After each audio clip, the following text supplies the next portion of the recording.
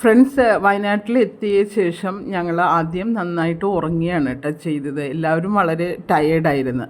അങ്ങനെ ഉറങ്ങി എഴുന്നേറ്റ് കഴിഞ്ഞപ്പോഴേക്കും ശരി എന്നാൽ ഒരു ചായ കുടിക്കാമെന്ന് വിചാരിച്ചിട്ട് ഞാനും ഹസ്ബൻഡും കൂടെ വെളിയിൽ അങ്ങനെ നടന്നു. അപ്പോൾ ചെറിയൊരു ഹോട്ടലായിരുന്നു, ചായക്കടയായിരുന്നു. അവിടുന്ന് ഇതുപോലെ ഇലയടയും പഴംപൊരിയും വാങ്ങിച്ച് കഴിച്ചു കേട്ടോ.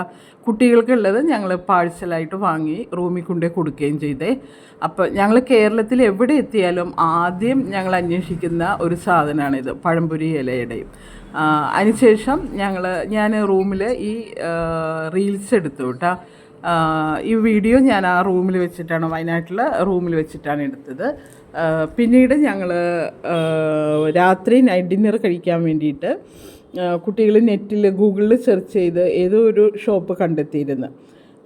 അവിടെ പോയിട്ട് കുഴിമന്തി എല്ലാം കഴിച്ചു. അപ്പം ഞാൻ ഊണ് നോക്കിയെങ്കിലും ഊണായിട്ട് അവിടെ കിട്ടുന്നില്ലായിരുന്നു.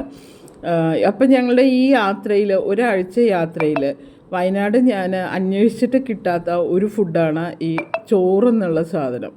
ഒരു കടയിലും തന്നെ ഊണില്ല ഇപ്പോൾ. എല്ലാ കടകളും തന്നെ ഈ കുഴിമന്തി, ബിരിയാണി ഇതുപോലുള്ള സാധനങ്ങൾ മാത്രമേ കിട്ടുന്നുള്ളേ. അപ്പം നെക്സ്റ്റ് വീഡിയോയിൽ അടുത്ത പ്ലേസസ് കാണാം. Okay, bye bye.